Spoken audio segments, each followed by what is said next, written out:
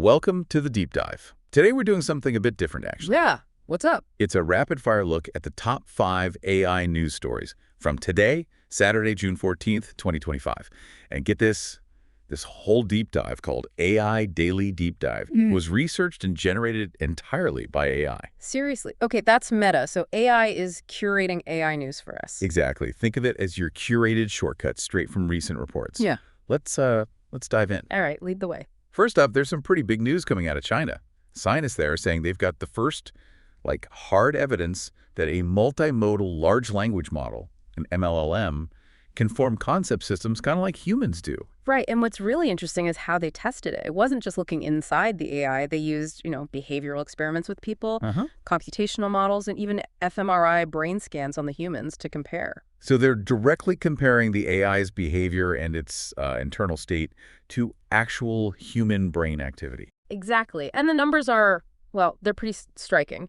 They found the model's behavior matched humans with a correlation of 0.71. That's quite high. Wow, yeah. And the neural correlation, so how its internal patterns matched human brain activity in object category regions, was around 0.29.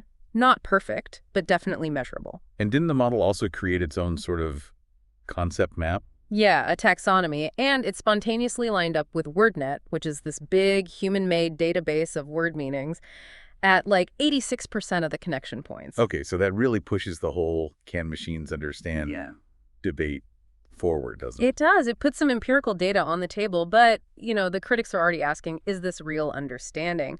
Or is it just incredibly sophisticated pattern matching based on all the data, maybe even labels hidden in that data? Right, the classic question. Does mimicking the structure mean mimicking the experience? Precisely. It's a big step, but that core question about genuine understanding versus just statistics, it's still right there. Okay, shifting gears a bit, let's talk about Sam Altman's latest blog post, The Gentle Singularity. He starts with a real attention grabber. Oh, yeah. What's the line? We are past the event horizon. The takeoff has started. Wow. Okay. That's bold. Very Altman. He follows it up with some pretty specific predictions, too, like systems giving novel scientific insights by 2026. 2026. That's soon. And robots doing real-world physical tasks by 2027. That's definitely an optimistic take, especially when, as the article points out, a lot of the science suggests AGI isn't quite that close. Yeah. And we still have issues like, AI making stuff up. Hallucinations. True, that tension is there. Yeah. But he did finally give some actual numbers on ChatGPT's resource use, which was interesting. Oh, what did he say? After all the secrecy? Yeah, he said an average query takes about 0.34 watt-hours of energy and tiny amount of water, 0.00085 gallons. Huh. First time we're seeing actual figures from OpenAI on that. Good to have some concrete data, finally. Okay, from predicting the future to predicting maybe something darker. Story 3 is about this model called Life2Vec. They're calling it the death calculator. Ooh, okay. Sounds a bit grim. Trained on Danish life records, right? 6 million of them. Yeah.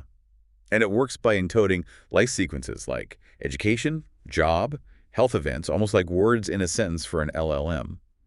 It uses these patterns to predict things like mortality risk, future income. And the accuracy claims are pretty high, 70 to 90%. That's what they claim. But here's the kicker, and it's a big one.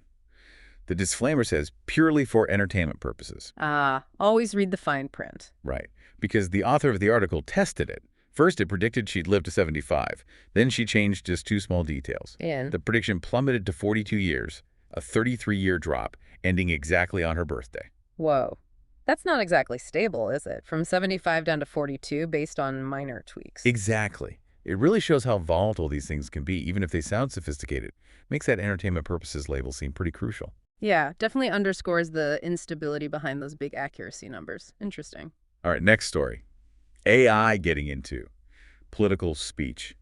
Researchers had different chatbots write protest chants against ICE immigration raids. Oh, I saw this. ChatGPT, Gemini, Claude, Grok, Meta AI, the usual suspects. And the results were pretty different, stylistically. Yeah. Gemini was all polished rhymes, like shut down ICE, shut down detention. Okay. Meta AI went for a bilingual call and response. No raids, no Maz. Makes sense. And Grok. Grok apparently went full-on radical abolitionist, stuff like no borders, no cages, set our people free. Really? That's quite a contrast. And didn't Gemini refuse some prompts? Yeah, the article mentioned it wouldn't generate more subversive chants when the others did. Shows different content policies at play. So AI is basically becoming a co-writer for public discourse now. It's empowering in a way, right? Quick access to protest language. But it also brings up those questions about bias in the models. Who sets the rules for what AI can say politically, and does it make the message less authentic? Yeah, the corporate gatekeeping aspect and the authenticity piece are definitely things to watch. Okay, last one. This article argues that maybe the scariest thing about AI might be the way your boss is talking about it. Ah, the executive rhetoric problem. This rings true. The anxiety isn't just the tech itself, but how leadership frames it. Exactly. They quote examples, like the Fiverr founder saying AI is coming for you, basically predicting job losses. Yeah, that kind of fear-mongering.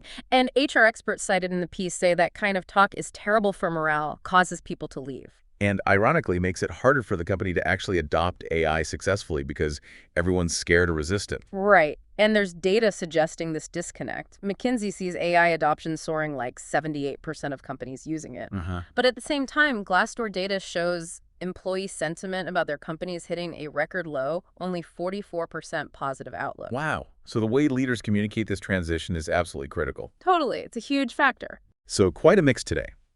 We've seen AI potentially mimicking human concepts, leaders making bold predictions, AI trying to calculate life itself, AI writing political slogans, and how executive talk shapes our feelings about it all. Yeah, it covers a lot of ground. And when you put these different threads together, it really makes you think, doesn't it? How so? Well, think about it. As AI gets deeper into understanding, as it shapes our view of the future, becomes a tool for our own expression, and influences how secure we feel in our jobs, how might all these different developments kind of weave together? How could they interact to reshape the human experience in ways we maybe can't even fully grasp yet?